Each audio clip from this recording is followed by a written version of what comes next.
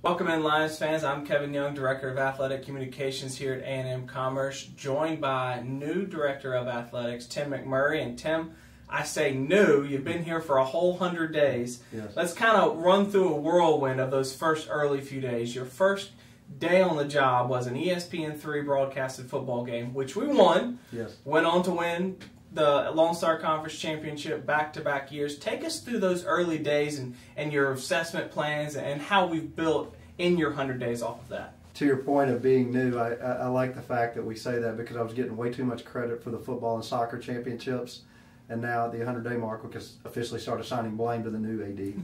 So that's exciting. Yeah, first one on ESPN3, very, very exciting time for the campus and the community. Football season at that point, we're right around 500, still could have gone either way.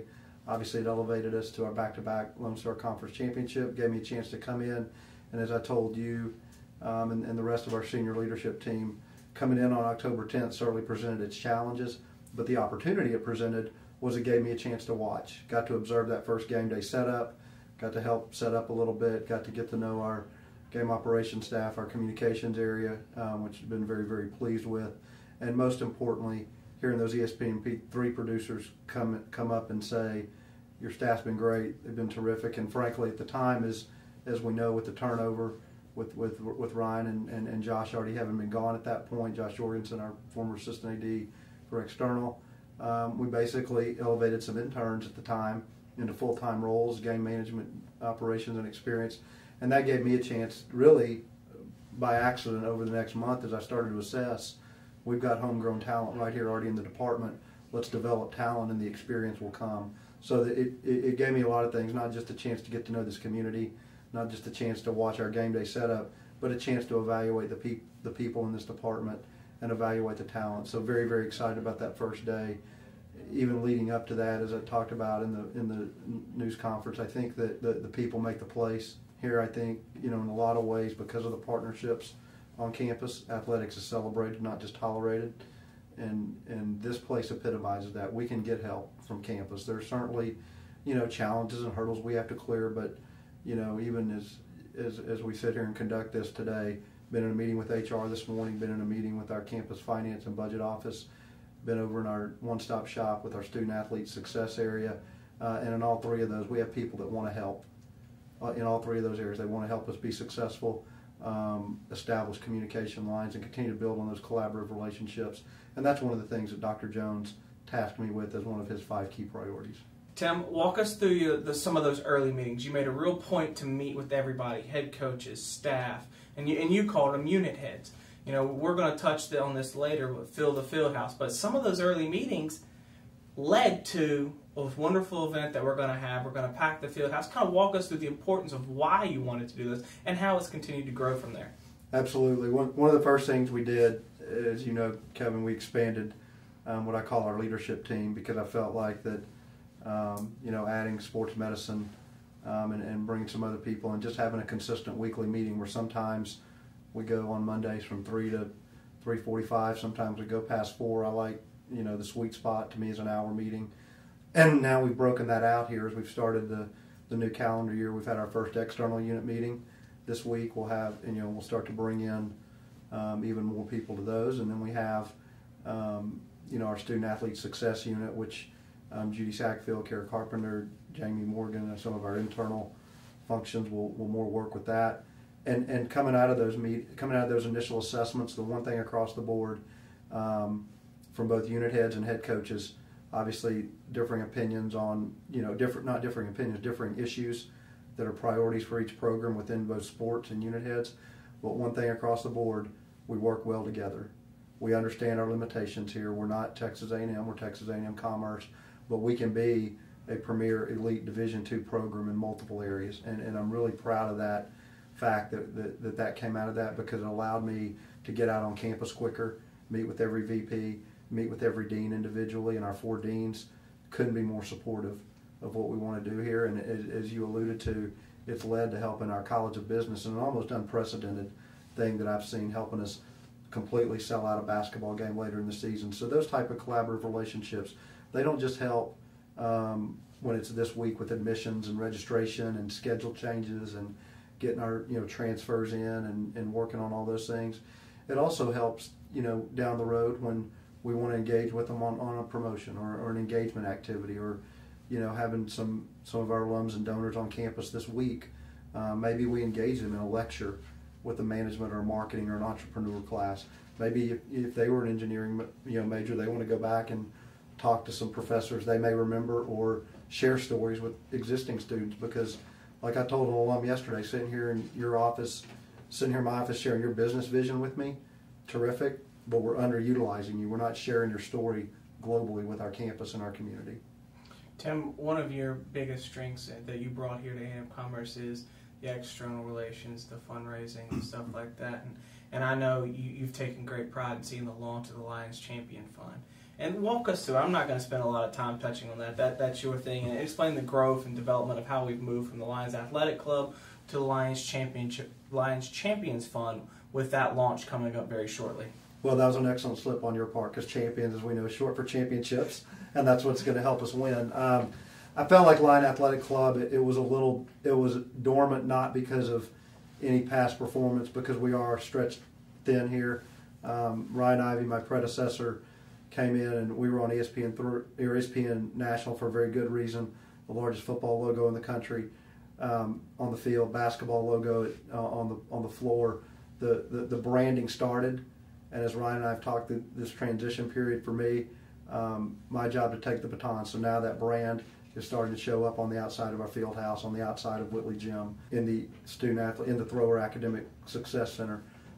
We're starting to let people know that Lionhead's for real, that it's here to stay, and that the commonality, whether you went to East Texas Teachers College, Normal College, East Texas State, or A&M-Commerce, is that we are Lions. So Ryan created that mindset.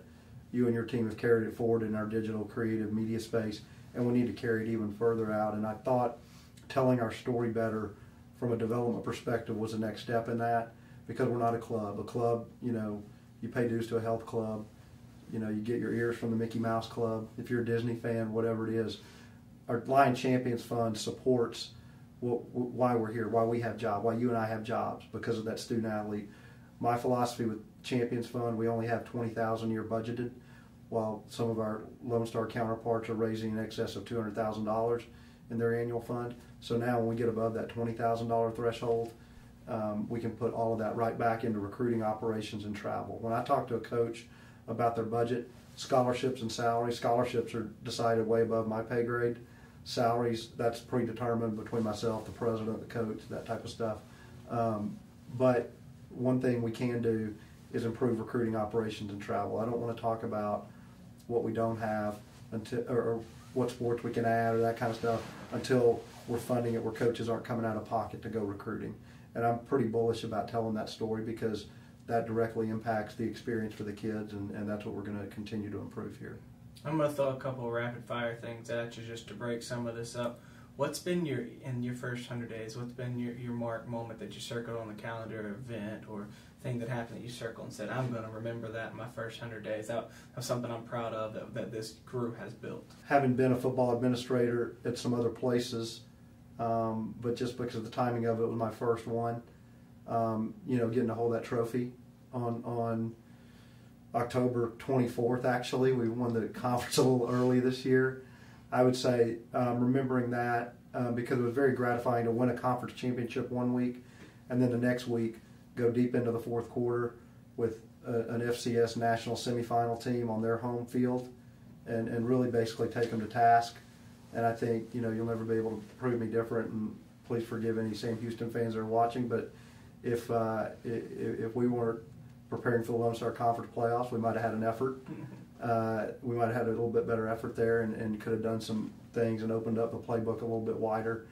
And so that first trophy was really, really good. That really fortified me. I also think the first time, just as we've started to flip some things and get into basketball marketing a little bit, and these last two crowds, and I really do give your communications team a lot of credit for that, and our marketing and our game ops. As you know, we're restructuring our external operations unit, and we'll be, kind of announcing that as it evolves throughout the winter and spring.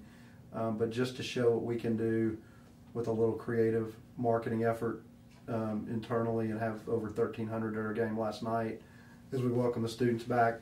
Those are the kind of benchmark moments where we see, hey, we hadn't done that before. We hadn't won back-to-back since 51-52. Now, I had nothing to do with the football championship, but still getting to, as we know, I'm going to get enough blame, so I'm going to absorb the credit while I can. And then getting to do that, and then having every VP from Provost Benavides to Alicia Curran to Randy Van Dieven to Mary Hendricks send me a note after that, or to stop by the office and say congratulations. That told me that this campus wants to sustain it. That was probably the first benchmark moment here, and there have been more since.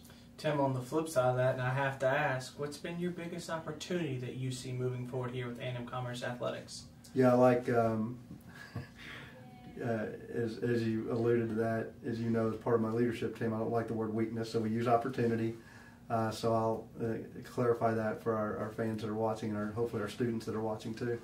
But we do have great opportunities here. I think the opportunity is really when somebody says, "What can I do to help?" to make sure that we follow up and give them an answer, and that they mean it. That we clarify that they mean it. I think our greatest opportunity is actually on the east side of that football stadium. And as we reach it, we can put every single resident of Commerce in our football stadium, and it's not full. So I come from that when they asked Jesse James why he robbed banks in the Old West, because that's where the money is. Well, the people are in Greenville and Sulphur Springs, so metaphorically, that's where our money, that's where our engagement opportunities are.